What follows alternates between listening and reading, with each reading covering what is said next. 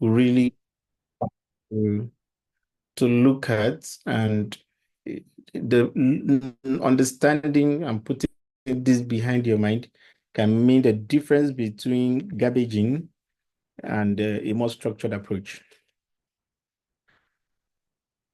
So this is what we're going to try to run through: humanitarianism and development. What is the difference? What are the phases of disaster? And this particular one, you are going to do them in details with some other facilitators.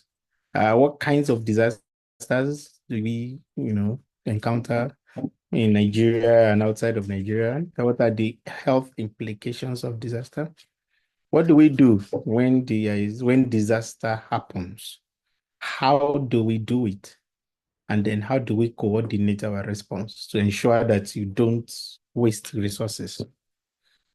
So before we start, can anyone volunteer to comment on what they understand by humanitarianism?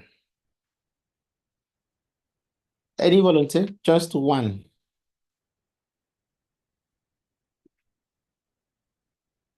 Whatever comes to mind. There's no right and wrong answer. What do you understand when we say humanitarianism? Humanitarian sector. Okay, Marian, please go ahead. Okay, good afternoon, sir. What Good I afternoon. understand about humanitarian is that it is derived from the word humanity, which has to do with the quality of being humane, being compassionate, being empathetic, and benevolent. Thank you, sir. Wow, that's beautifully put, Marianne. Thank you very much. Udo Samuel.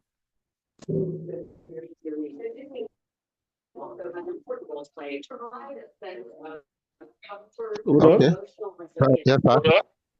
Yes, sir. Yes, sir. Good afternoon, sir. Good afternoon.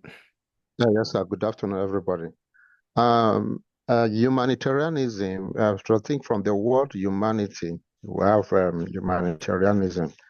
Humanitarianism, care, rendering of care, started mostly from your neighbors, just like in the case of the Good Samaritan in the Bible. So just natural rendering of care. That instinct, that love is there in mostly every human being. That when you see somebody who is in help, you just want to intervene naturally without being told, without being asked to do that. So I think that is humanitarianism. Thank you, Samuel. That is a very good perspective. The Good Samaritan. Yeah, that's a good one. Blessing Akabiam. Go ahead, please. Yeah, good afternoon, sir. Good afternoon. Humanitarianism simply means the inbuilt nature of human beings that when they see someone in trouble, it is natural that the human being is created in that nature, and then they're willing to give the help they would like to help. That's what is humanitarianism. Wow. Yeah. So I hear Blessing, emphasizing the instinctive nature of humans to assist another human, especially when in need. Thank you very much. Otava Jessica.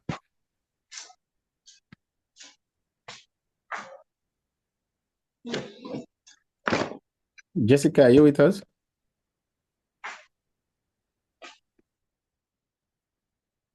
Okay, I think Jessica is not with us.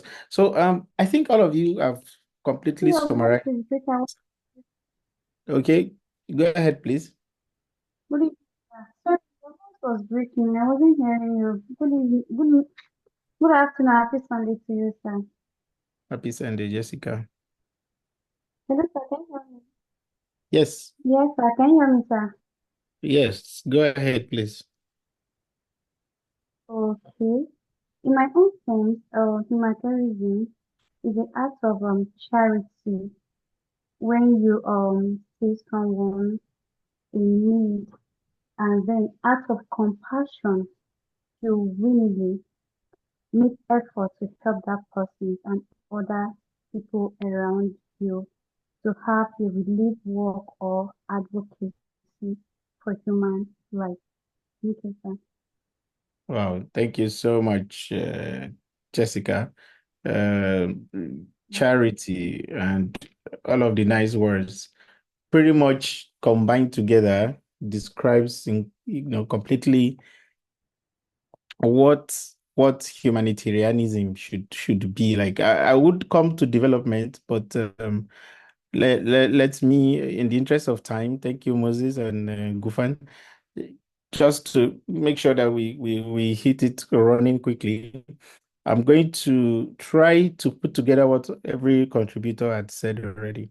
If you imagine that, as humans, before everything that divides us, there's something that unites us, which is being human. All of us are human beings, and we are, like someone rightly said, instinctively programmed to assist each other. We're supposed to assist each other. This is how this is the survival mechanism that is installed in the human genetics. Because by yourself alone, you cannot survive. But with the help of others, you're supposed to be able to survive the natural and supernatural forces in this world. Now, it is the case that, well, we understand that always we're trying to kill each other, but you know there's something deeper inside of you that makes you feel good when you assist someone that is in need. So, meaning that when we talk about humanitarian situation, we're saying there is something that is beyond the people's capacity to cope. And when such situations happen, it always happens sometimes it's man-made problem, sometimes it's a natural occurrence. And whatever it is that causes this kind of situation, people need help. And when you are available to offer this help, we see you as a humanitarian, worker in the case where you have been paid to do that, or, generally, whether or not you are being paid, you're a humanitarian. So the focus, when you are trying to assist somebody who is in this kind of situation, and I must say it, maybe I should put it in red, underline it and bolding it in your jotter, that you are trying to alleviate the extra problem that this person had, incurred as a result of the situation. Don't forget that before this sort of acute situation happens, all of us have needs. And if some of us have seen this hierarchy of needs, you realize that some needs are basic, some things are, lofty ideas, some things are just wishes. I believe that everybody would not mind to be president of Nigeria, for example. So, but that is sort of an accomplishment. But basically, everyone needs to find a nice place to sleep so they can sleep well. Everybody needs to eat food. People need to be safe. People need to be able to get help when they are sick. These are basic things of life. And these are the basic stuff that is taken away in this sort of acute situation. Are we together? Everyone, please. Yes, sir. Yes, sir. Okay. So, Yes. so what happens, when it's business as usual? Well, when there is no acute disaster, we'll come back to what constitutes a disaster. When there's no acute disaster, people have needs still. Let's say if you take any country at all, for example, even though they call some first world countries and some third world countries, some of the countries are not at war, they are not having earthquake, no fire is outbreaking, no flood, no displaced persons, but still they still need support from multilateral organizations to achieve universal health coverage, for example, meaning that to make sure that everybody that is sick in this world are able to get help without having to break their bank and go bankrupt because of that. And to do that, it means you're trying to improve the quality of life of people. So At the point where the disaster phase is over and it is back to business as usual, all the non-government organizations running aid work are doing what we call development work. And development work is all hands on deck. Government of the country, government of other countries, good old philanthropists and all, everyone putting their hands together to put money to improve the quality of life of people. And so we're going to have to understand fundamentally, first of all, what is the difference between when you are doing your humanitarian service and when you are doing a development work. Now, let me not confuse people because humanitarian intervention is like a subdivision under development, because development is a very broad term, and development considers everything from humans to their social interaction to the economic empowerment up to the world that we live in today. So it's everything together. So when disaster happened and a group of people are now put in a more difficult situation, then that becomes acute humanitarian need. And that's the one that you guys are trying to subscribe into. Well, by no means, it's not to say that you would not learn things in development. As a matter of fact, you cannot learn them in isolation. Only that if you don't draw a distinction between them, you will not know when to quit. And I will see why that is the case in the next few slides. Can everyone see this cycle? How many people have seen that before? You can just say amen or raise your hand or something. How many of us have seen this disaster cycle before? I've seen it. Okay. Solomon, I've seen it. Yeah. So Yeah. this is like how do I say? Let me find a pointer and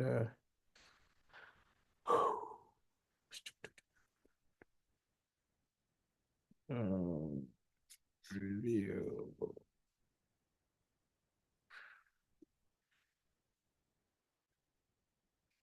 I think I need to put it in presentation mode first.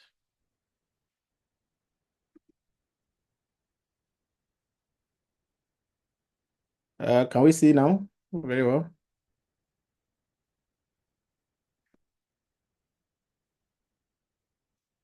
Can we see my screen? Is it clear? Yes, sir. I can see it very clear, very bold. Great. So can you see my pointer here? This pointer. No. There's a red dot pointer here.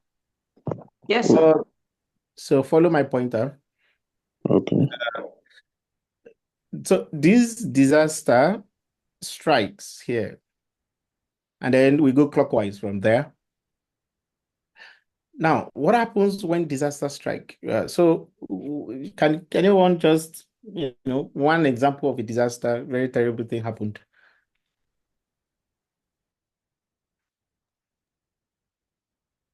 Something that may have happened here. One example. Flood. Like earthquake. Earthquake. Great. Flood.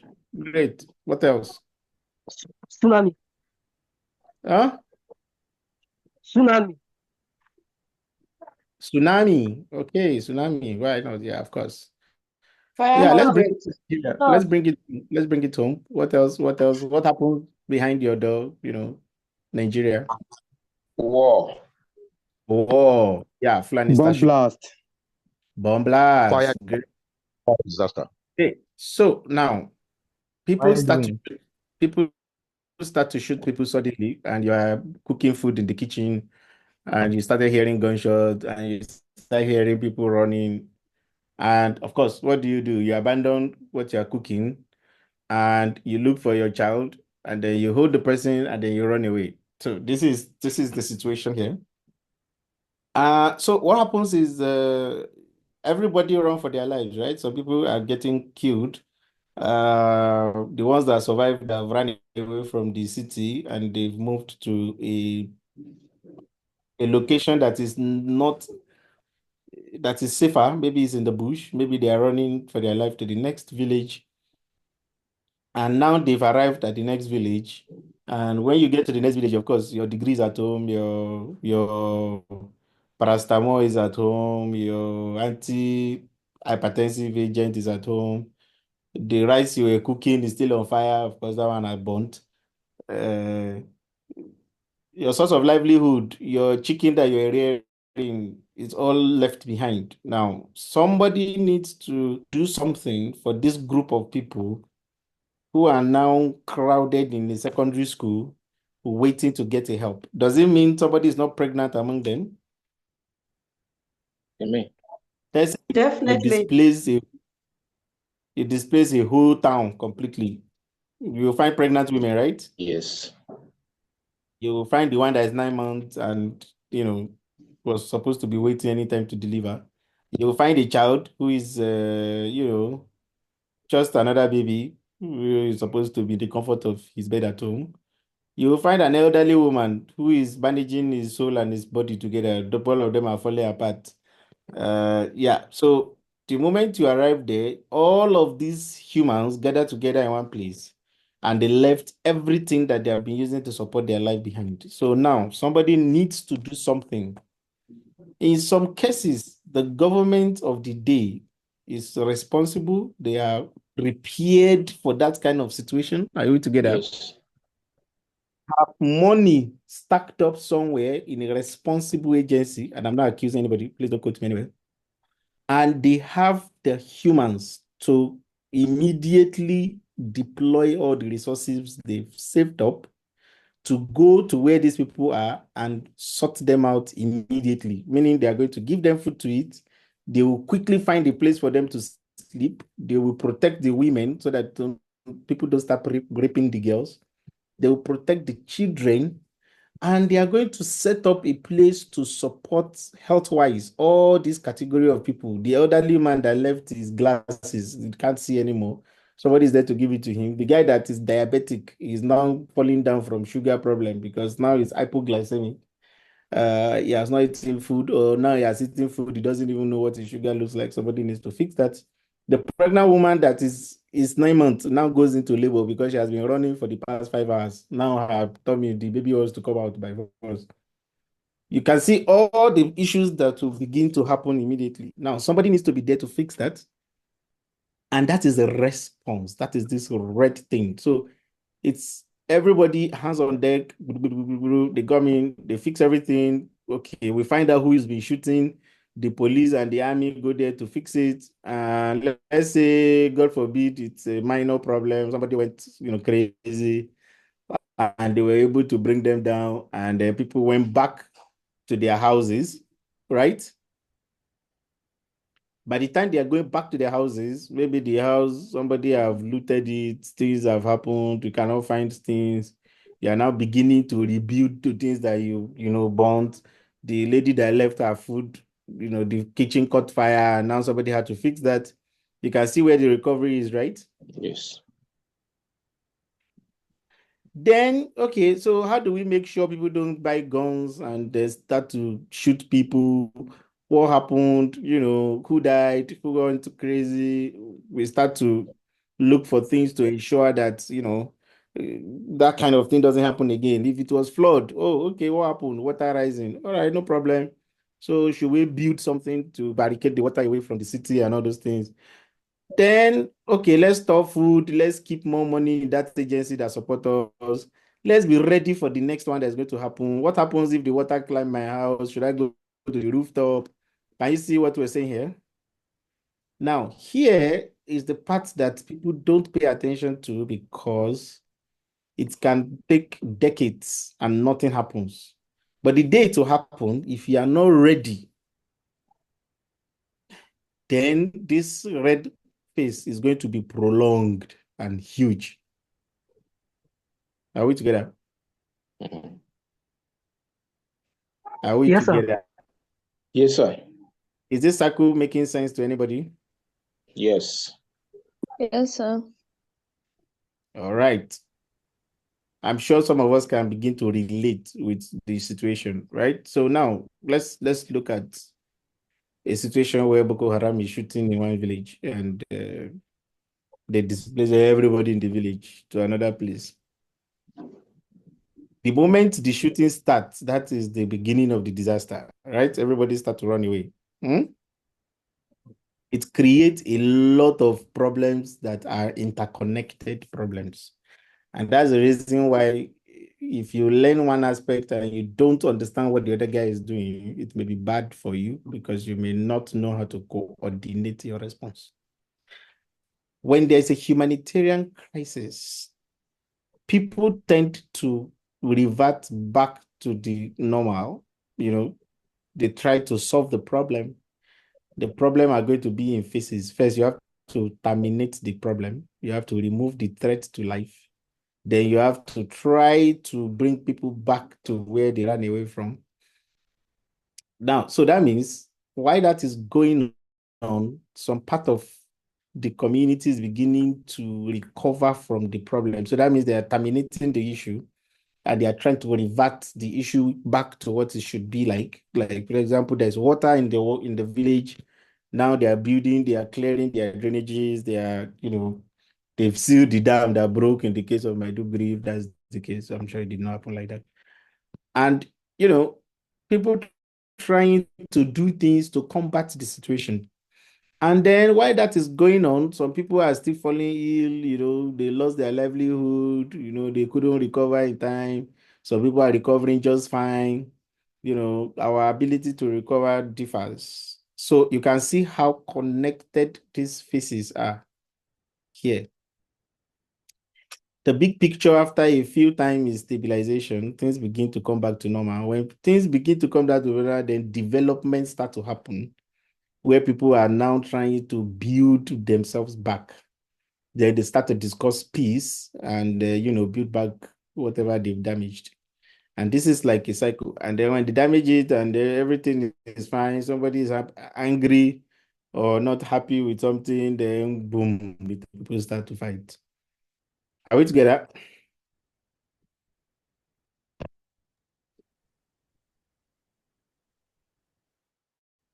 Are we together, somebody? Yes, Yes, we are, sir.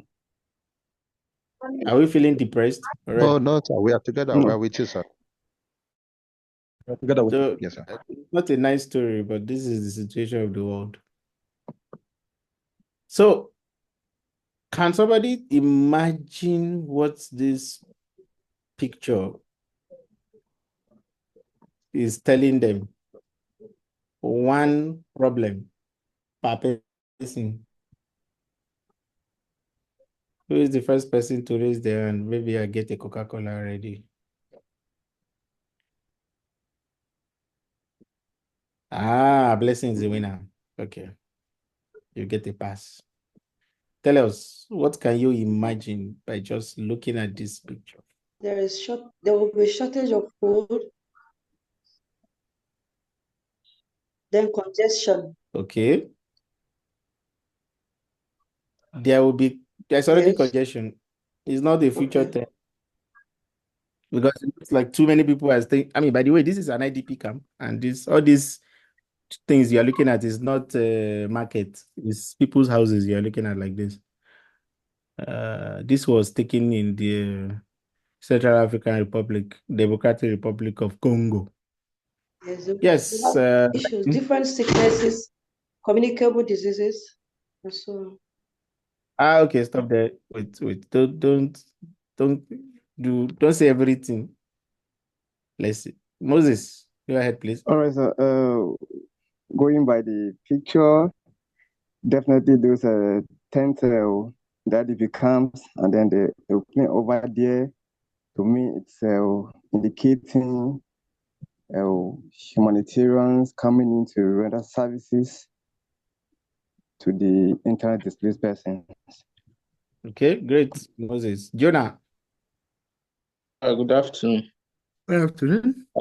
I can see the picture as a camp where a lot of people are being congested there.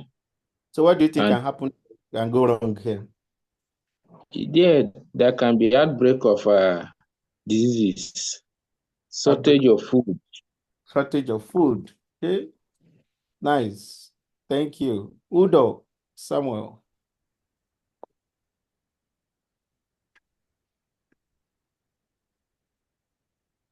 Okay, Udo is not here. Judith, John. Okay, good afternoon, sir. Good afternoon. From the picture, I can see congestion, and from there I can see there will not be proper ventilation, and hygiene will be low, because I don't think I'm seeing anything that's looking like proper toilet or something. It's just everybody in one location. So if there should be any case of any disease, it will be difficult to contain it because of how close people are living together. Thank you very And it's much. easy to contact. Yeah, nice. Precious. One problem. Yeah, good afternoon, sir. Okay, good afternoon. From the picture, with the plane very close to the IDP camp, I can see a possibility that if anything should go wrong and the plane crashes, a lot of people will be affected. Thank you. And also pollution from the aircraft is very hazardous to the people there. Oh, thank you so much, Precious. Yes, you can see all of you are already public health experts. Let's take one answer from, okay, Marianne, you're up. Okay, good afternoon, sir. From the picture, I can see that because of the conditions, especially the ones that previous speakers have even mentioned, I believe there will be increased vulnerability of the vulnerable people there. Thank you, sir. Thank you. John Adula.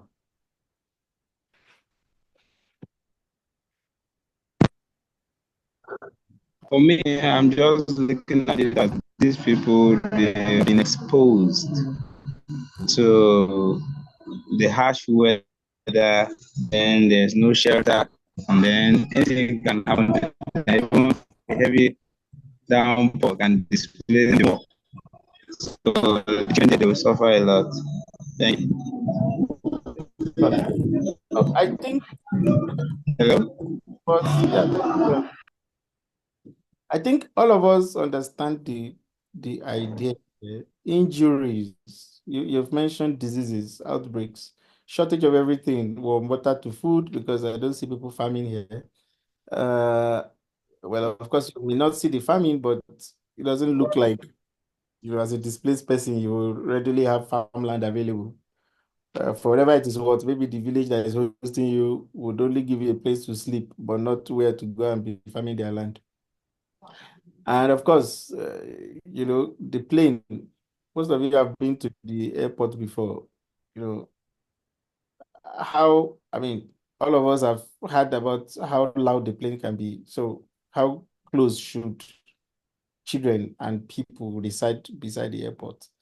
It's actually supposed to be some standard distance because of the kind of pollutions, noise. It's not just the air pollution, even the noise pollution that's going to happen there.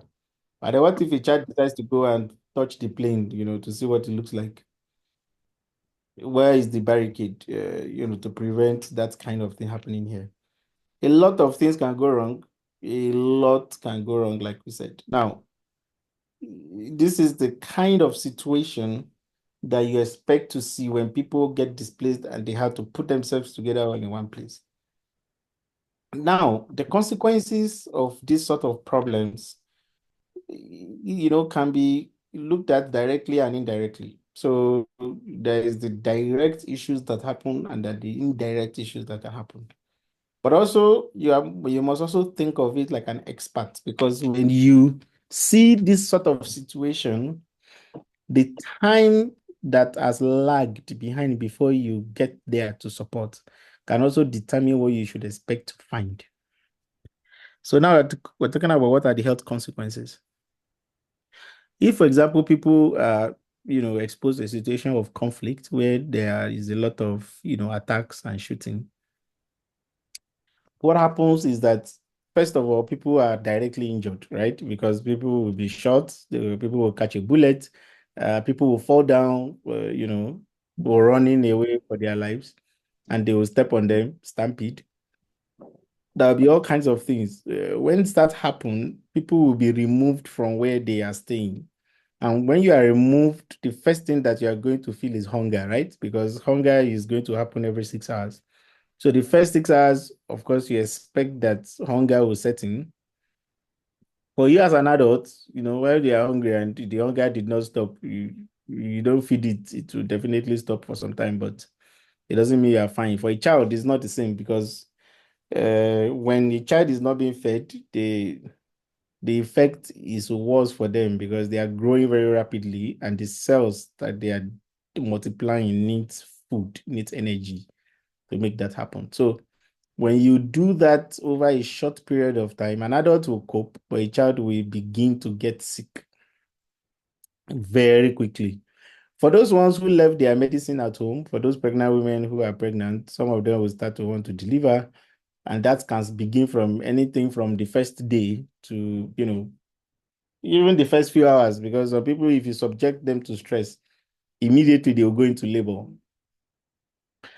And so what now happens? So time is passing and all these problems are not solved. Of course, no hospital to support them, people are sleeping everywhere around and girls are also lying down everywhere around. People will draw them to some dark corners and rape them.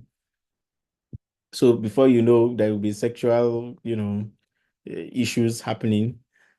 Of course, those people who are supposed to be taking their medications every day for a disease like HIV, like tuberculosis, like hypertension, heart diseases, things that can be managed by drug, but for a very long time. If you don't take them, issues will start to happen. So you interrupt those treatments, and then you start having problems like resistance strains of diseases, relapse of conditions, for example, hypertension, crisis, hypertensive emergencies. And then before you know, all the issues will now come down to the hospital as, problems with your physical health, reproductive health, neonatal health, diseases are going to be spreading. Even new diseases will come up and the burden of all the diseases you have been managing will increase. For example, HIV can spread, TB is no longer suppressed, the people that are coughing actively will increase. And you can see that this all boils down to a heavy load now. Before you think there are only 10 people that are hypertensive in this village, suddenly they become 30. When you combine all of these things together, you realize that the need for mental health support will increase. The moment you step out of your comfort zone urgently without plan, you're leaving everything behind. The first 2 hours is enough to give you a mental problem. I mean mental problem, I don't mean you go mad, but at least you would not be yourself, so much so that you'll be needing probably, mental health support.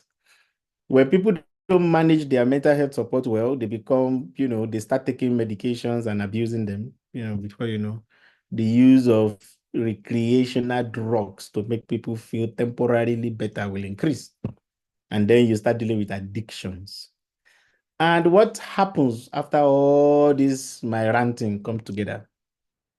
One person, please. One suggestion. What do you think is the result of all this combination of problems? Marianne, please.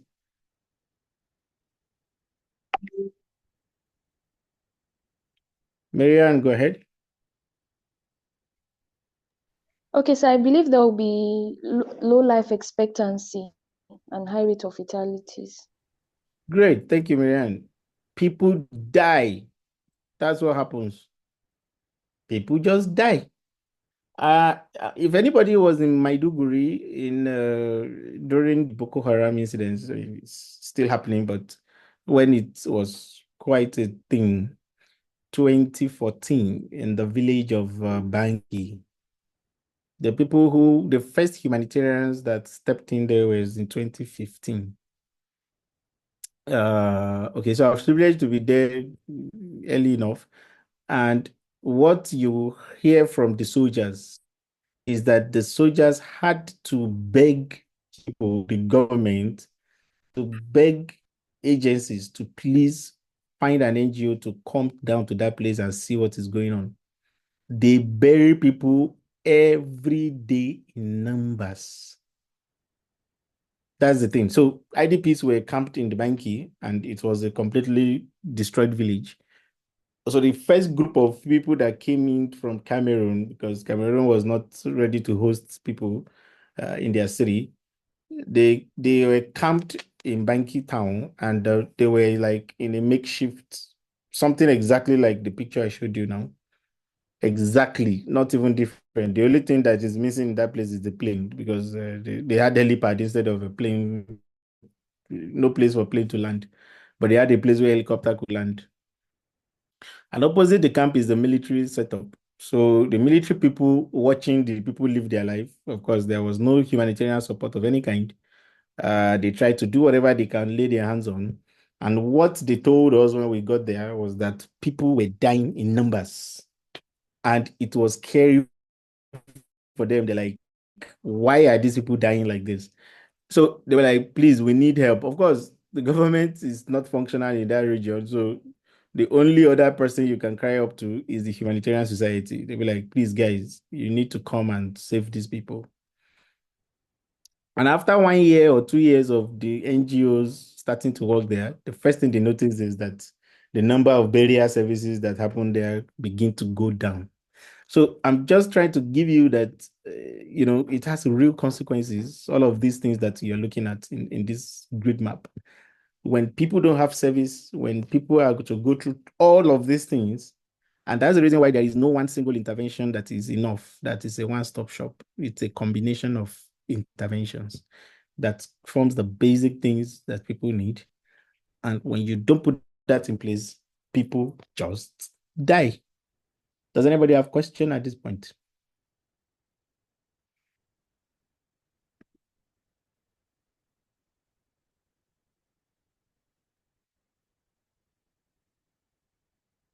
John.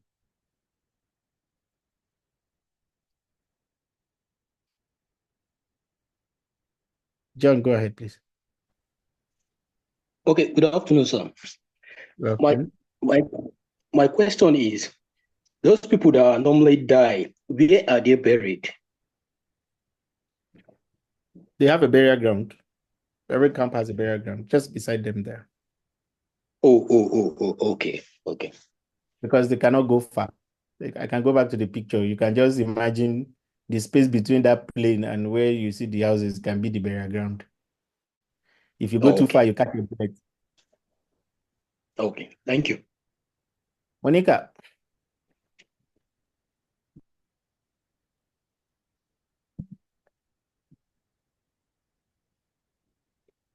Monica no. Oh my goodness. Yeah.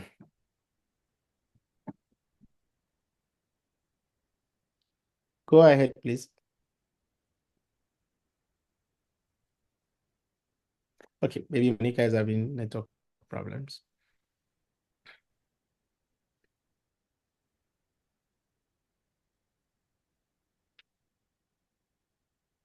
So, nobody have any clarification, questions? Hello.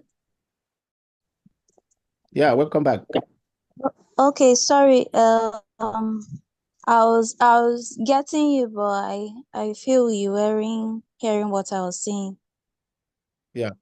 I want to take you a little bit back, from the beginning where we were trying to establish um a little difference between a humanitarianism and development. I really cannot have a distinct difference between the two. Thank you. Okay, so can you see these, can you see my screen? Monica, Yes, I can see your screen. can you see my pointer? Yes, I can. This is where people are shooting people. The other end here is where there is peace and development, where everything is normal. People are getting married here, because people don't get married when people are getting shot. All right, so that's by the way. Now, where people are getting shot on this left side is the humanitarian issue here happening, right? Can you see that? Yes, sir. On the other hand, on the other side of it, on the right, far right, is where nothing is going on. Maybe this will be, I don't know. You can imagine any country that is wonderful right now. United States is not wonderful. Maybe Switzerland. Yeah, I like Switzerland. That's where our office is headquartered. All right. So now, in between the humanitarian situation and a beautiful country where everything is fine and there are no issues, is somewhere up here. Can you see development? Yes. Okay. So when there's a crisis or a disaster or any kind of problem and people are in the need and the problem is being resolved and they are getting back on their feet, all activities you do to help them thrive, to help them, become back to their, usual place in life, become stable in life and, building peace, discussing dialogue, getting married, populating the world, whatever it is that you are doing to facilitate that is a development work. That's the reason why World Health Organization is in Nigeria before Boko Haram start to shoot people, right? That's because between Biafra war, that happened a long time ago, and what happened in Maiduguri, there was relative peace in Nigeria. There was not like people were not fighting here and there, small clashes, but not at a very big scale, right? Monica, Yes, I'm getting you, sir. are you getting the point now? So when you Yes, people are saying, let's stop TB, is that the kind of campaign you do in Banki local government 2016? not at all. Let's share condom and prevent, okay, no, that one is part of humanitarian. Let's look at another one. People should, let me look at any intervention that is, typically development. Okay. Let us promote breast cancer screening in Nigeria. People should visit the hospital when they see a lump. Do you think that's what's be happening where in Israel and Gaza right now? Not at all. Okay. Did you get the difference? Yes, I do. All right. Thank you very much, sir. You're welcome very much. Any other question? No clarification? All right. So it doesn't mean that stopping cancer is not a good thing, but if you come to my facility and you're telling me that you're wondering whether you have a benign prostatic disease or that, the first question I'll ask you is, where is the emergency in it? If you don't find the emergency in that situation, it's unlikely the first thing you want to address at that time, because there are so many things going wrong. At that point, it's not the time to be looking for somebody who wants to do bomb surgery.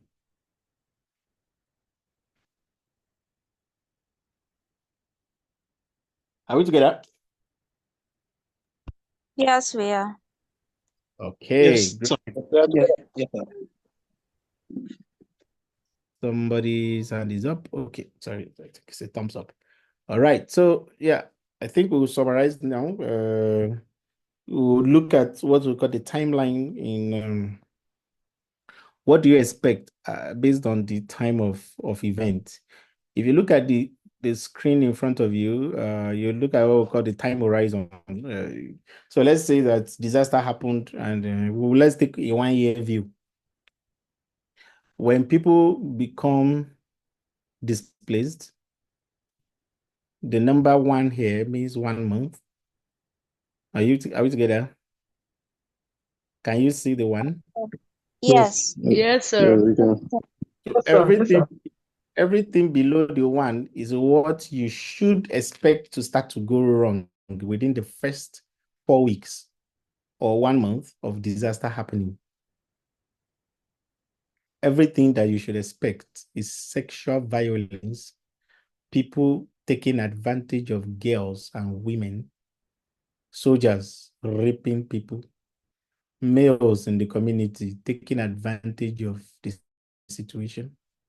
People who are pregnant cannot find a safe place to give birth. If you have asthmatic attack, you are on your own. If you have a respiratory problem, you are going to run into serious problem.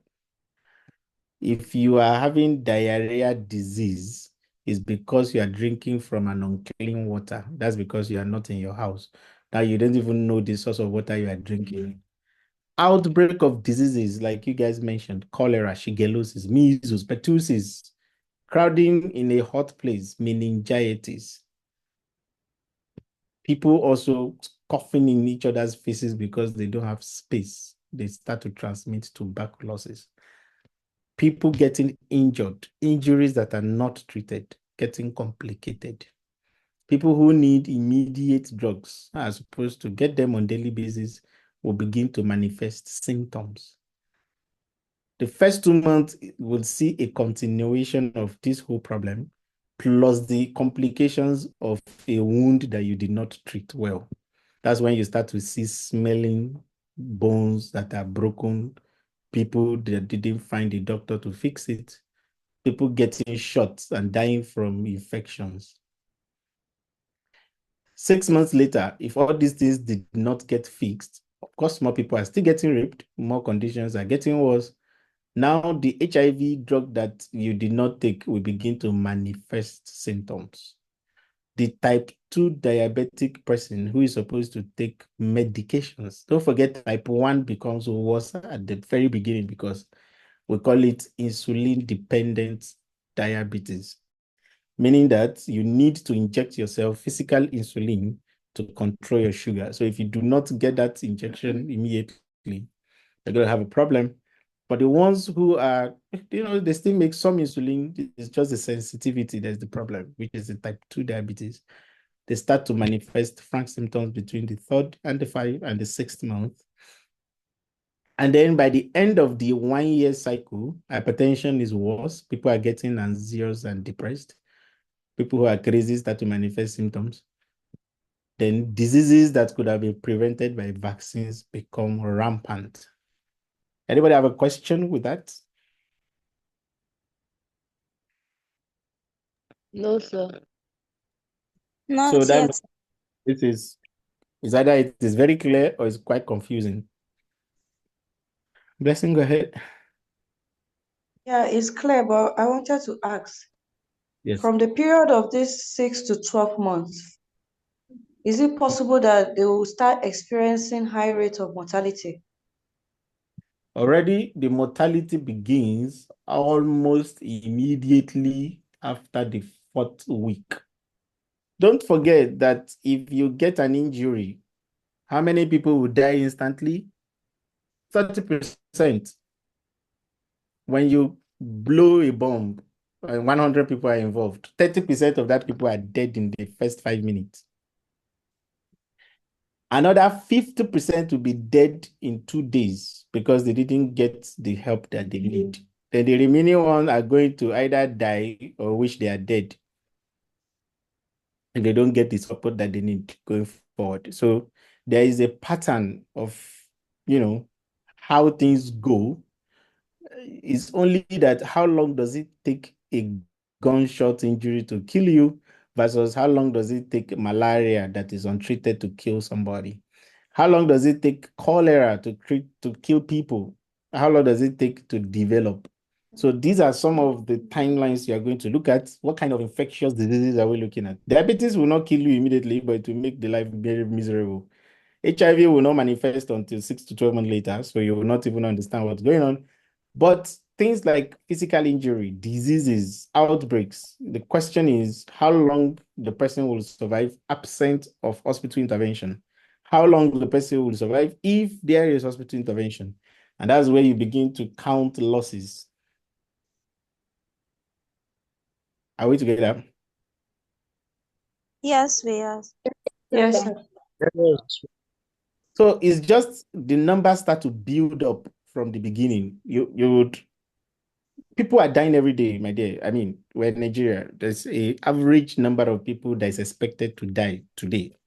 The question is, when you have that number being exceeded, you begin to count. What are the likelihood that you will have one more dead pregnant woman above normal? Okay, so Nigeria has the worst mortality rate for pregnant women, but let's even assume that this is Nigeria and then there's war and there's displacement.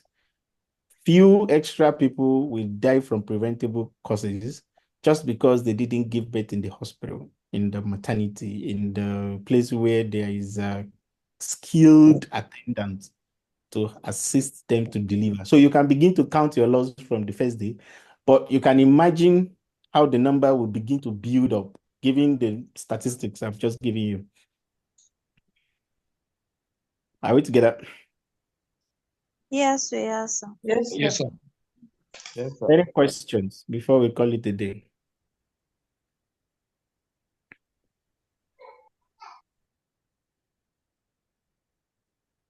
Okay, so in the absence of question, I will assume Moses Erso. Go ahead, please. All right, sir. Thank you very much for the lecture so far. So my question is, do we have NGOs that are specialized in attending to such emergency issues? You're looking, yeah. You're talking to one of them, International Okay. Committee of the Red Cross, where I work. This is one of the things we do. Okay. As a matter of fact, when conflict happens, when people are shooting people, we have the mandate to step in immediately to see what's going on and to start to fix things. And that is their own specialty. MSF is was given birth to from ICC, one of the staff of ICC. A few of them decided to start their own organization. By the way, it started after the civil war of Nigeria. And yes, so they also do the same. A few other organizations do that. But before you start thinking of NGOs, isn't there a Nigerian agency that's responsible for that? That's the question you ask yourself. Government agency. So there's the National Emergency Management Agency and there's the State Emergency Management Agency. These are the people that should step in first. However, if they are overwhelmed, if the resources are not able to do this, then they declare help, emergency. Okay, now we need help. I think this is more than what I can control. And then you have other NGOs stepping to help you. That's how it works. All right, sir. Are you satisfied? Sorry. Yeah, I'm satisfied. Thank you, sir. Marianne. Okay, thank you so much, sir, for the lecture so far. My question is this, sir. I have read about some of these agencies, like the national agency, even the international one, like ICRC, and I've come to understand that they have some principles guiding them when it comes to emergency response. I took note of neutrality and then I think impartiality as one of such principles. So, sir, I just want to get a better understanding of a distinction, maybe like a clear distinction between neutrality and impartiality, because I believe those terms are sometimes used interchangeably. Thank you, sir. Thank you very much, Marianne. I'm going to just, I wish I can find a picture for this, but I will attempt to describe the difference to you. There are basically four principles, and the first and the most important one is the humanity. Humanity because, again, like I said, before everything that separates us as humans, the reason why we disagree, there is something that unites us. This is the fact that we are all human. And it means that since we are all human, we should take the responsibility to assist each other in pain and suffering. And this is the concept of humanity. So every human deserves to be assisted in situations of pain and suffering. That's the first thing. Now, if you want to make this assistance for humans in the situation of pain and suffering, you must work by some moral code, which is going to assist you to deliver this job efficiently. Number one is the neutrality. Now, when you talk about the concept of neutrality, it's usually more relevant in a situation where there is some sort of fight between two people. There's a disagreement between Boko Haram and Nigerian forces, right? You agree with me? They don't seem to be working under the same, constitution. So it means that if you are to assist in that kind of setting, you will be attending to people who belong to two different sides of the story.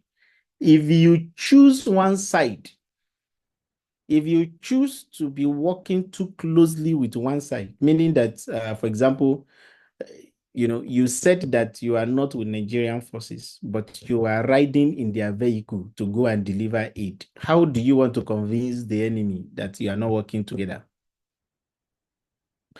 It means that the moment you begin to work as if you are a friend of one person, it means the other person becomes your enemy automatically, right?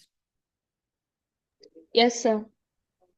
So that means if you meet in the situation of battle, that you are going to be there, they are going to shoot you along with the enemies because you are part of them. Now, what you've done essentially, even though you will not be able to explain yourself, is that you have put yourself in a situation where you cannot assist the next person.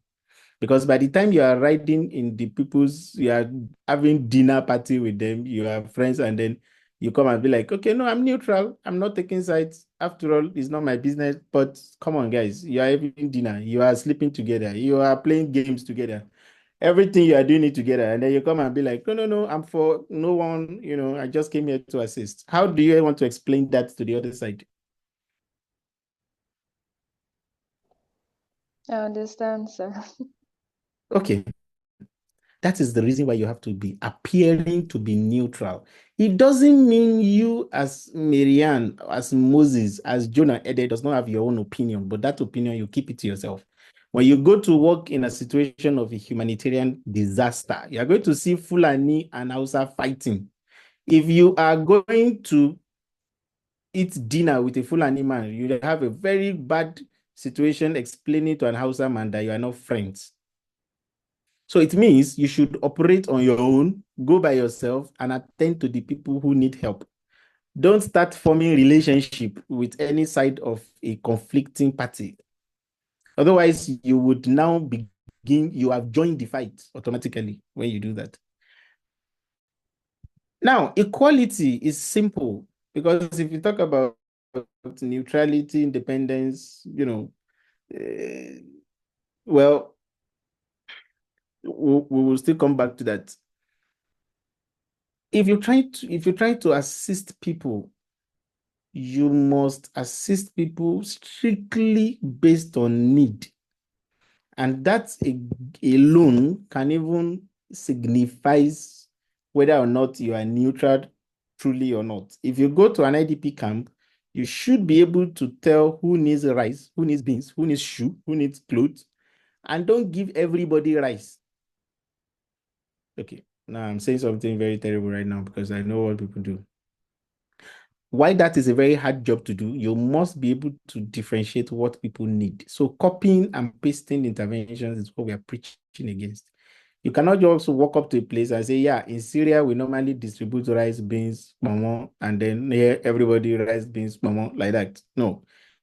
If it could be the case that the population that you are trying to help are rice farmers and they have a store of it somewhere, so why don't you give people what they need? If you go to a place and then you just bring treatment for everything that you did in Syria and then you come to Nigeria and some of those diseases don't even exist, for example, what have you done? Because it's not all of us that have the same need. There are some people that you need to go extra mile before you can even get them out of where they are. Those are the disabled people, people who cannot even get anybody to fight for themselves. If you build a hospital, let me give you an example. You build a hospital somewhere in the center of town, and then you say, okay, well, I've done my part. People should come to the hospital. If I don't have money, I cannot walk. I need somebody to carry me, and the person who is carrying me also needs medical help. Do you think the person will be struggling to carry me or go and help himself? Is that?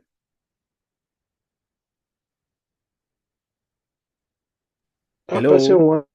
the person will go ahead himself Yeah, first. so am I fair to Hello? everybody?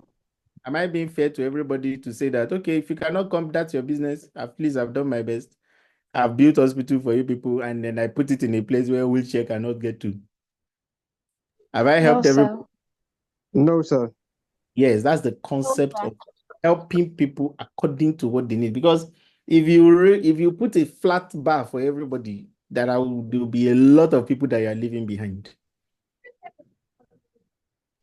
Yes, sir. Is that okay? Yes, thank you so much, sir. I understand better now. Monica? So I'm up again. Sorry, I want you to please go back to that first diagram that we're trying to explain. I really didn't get the diagram. Not this. Yes. Yes. Yes. So which I part guess of it? you try to only describe the ones inside. Then I don't know whether the ones outside they weren't of relevance. The one I was pointing the inside for you. Yes. What I'm explaining to you is what is said in one word outside. Okay. It's all right. So when you read it very well, you realize I've explained it. Search and rescue, emergency relief, rehabilitation, reconstruction, preventing what caused the problem, and then understanding how to prepare when the disaster is about to happen. It's all right. Thank you, sir. You're welcome, ma. So is that everyone? Great. I think that's a nice one. So in the absence of additional questions, we'll see next week. Thank you very much. Thank you, sir. Thank you, sir. Thank you, sir. Thank you, sir. Thank you, sir. Thank you, sir. Thank you very much, sir. Thank you, sir. Good afternoon, everyone. Good afternoon. Good afternoon, sir. Happy Sunday to you all. Same to you. Same to you too. Welcome. We are just 52 on the call, and we are meant to be about over 200, and we're just 52 on the call right now. So, how many of us are from Jos Plateau State? How many of us are residing here in Jos Plateau State? I am, Just sir. put your hand up. Okay. Miriam Dashe, you're still the same Miriam Dashe that spoke yesterday, right?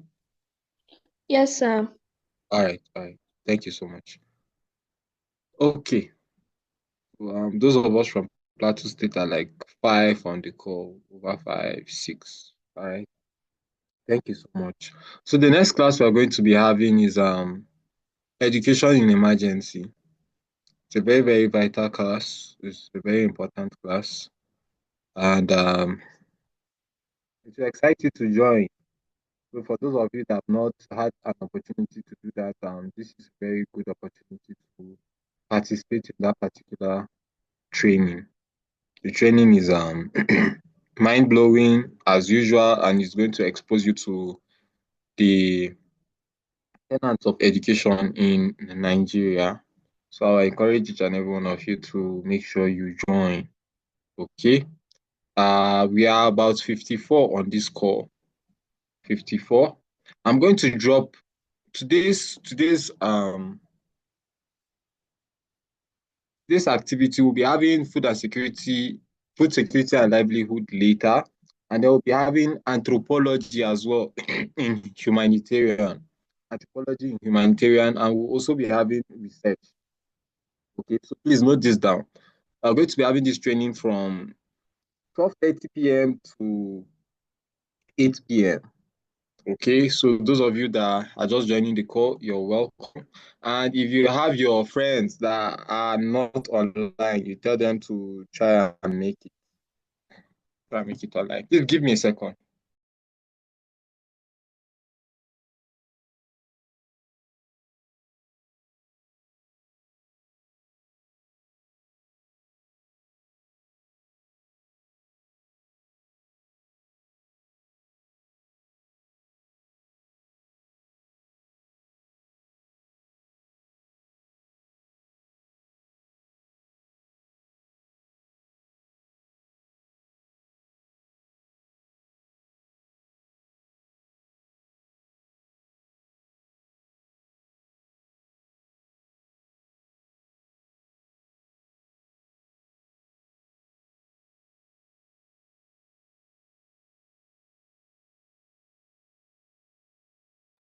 Let's all hold on for a very important announcement, please.